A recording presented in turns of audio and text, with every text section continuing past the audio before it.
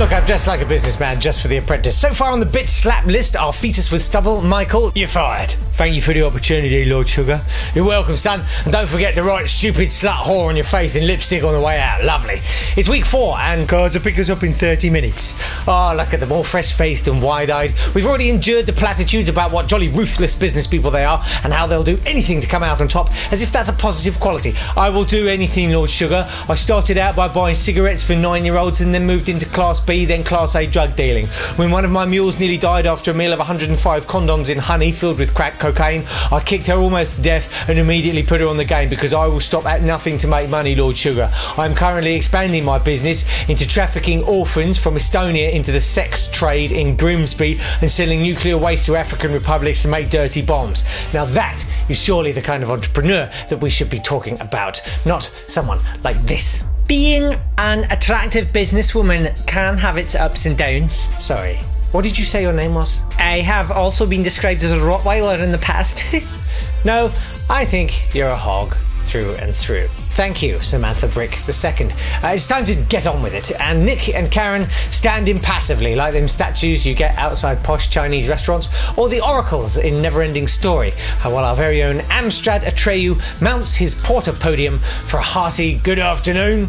Good afternoon, Lord Sugar. It's a bit like nursery school, that. Good morning, Mr. Sugar. Good morning, everybody.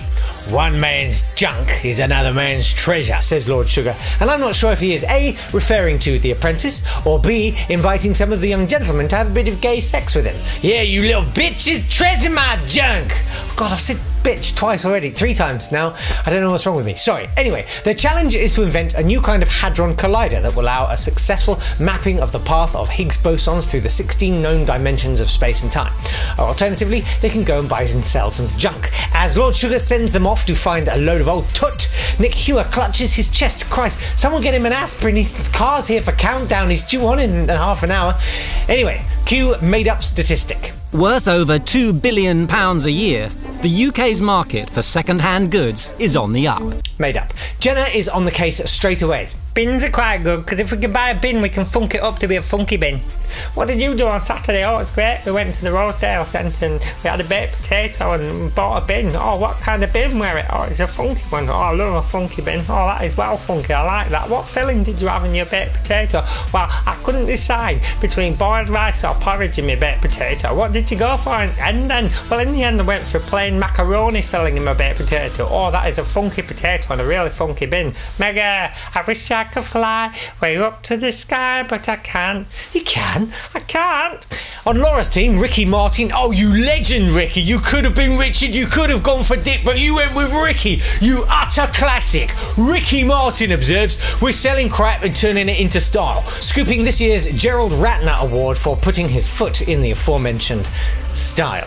Jenna observes that the Union Jack seems to be really in right now. Yeah, I've heard there's this great new band, all women, where one of them has a dress with it on and everything. Spice up your life! They have £1,000 to spend on tat, although some of them go down the bins for their style crap, and so to their pop-up retro tat shops in trendy Brick Lane.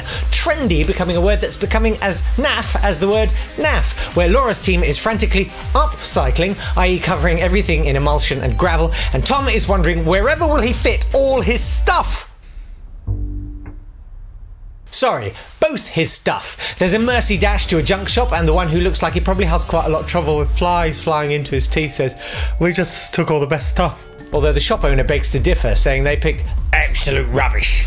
Come on, as we all know, there is a well-known expression, don't look a gift horse in the eye. Yeah, come on, it's better than a poke in the mouth. And so the shop's open, and it's the usual ambiguously edited fracas, climaxing in everything being sold for a fraction of what they originally paid for it, including a table for £1! And it's back to the Boardroom, the only place keeping that vibraphone player employed on TV nowadays. Tom's team, Phoenix, with their minimalist shop, made the most profit, so Laura's team, Sterling, go to the cafe, while Tom and co go swing dancing at a 40s retro party, which surely should have been the fate of the losing team. The drummer impatiently makes do with his little shaker, while the cat fighting begins. I've been successful in everything I've ever done. Wow, Laura must have had some pretty awesomely intense potty training. Who can claim that? I've been successful in coming across as a person with humility. Lord Sugar replies, you weren't successful this week, was you? And sadly, neither was he, in forming basic conjugations of the verb to be. As he passes judgment, Jane practices her wounded incredulity look for the inevitable fall of the hatchet. Jane, you're fired. And finally, the drummer gets to let rip. And next week, it looks like the candidates will be entering the ring to punch themselves unconscious in a bid to show Lord Sugar how loyal and determined they are. Lord Sugar's search for someone who isn't completely cretinous continues. I wish I could fly way up to the sky, but I can't. You can? I can't. I wish I could fly way up to the sky, but I can't. I hate that duck.